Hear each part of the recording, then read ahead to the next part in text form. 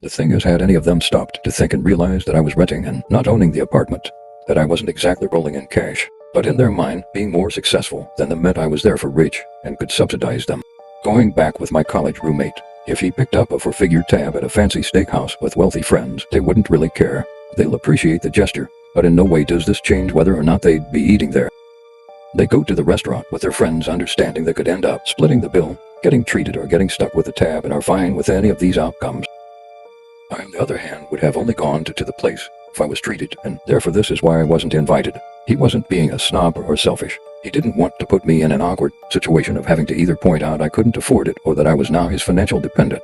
Anyone who's eaten out with wealthier friends who hit up the wine list know full well the social anxiety that exists when people of different economic means sit down at the same table.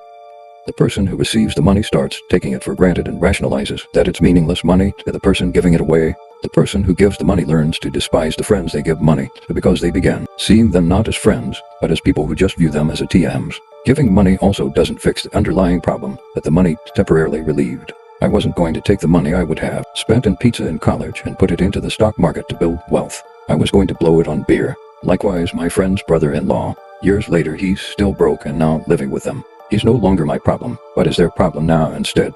It's harder for them to cut him loose because he's family, but until they do, he has no real incentive to change. I imagine he'll still be living off them in some form or another until he dies. They also fortunately know better than to just give him money, as a few months later he'd be broke again and back on their doorstep. This is why you don't see it happen. In fact, most people with money learn at a very early age why it's better to just find new friends to go on that ski trip with than to pay for their poor friends to tag along.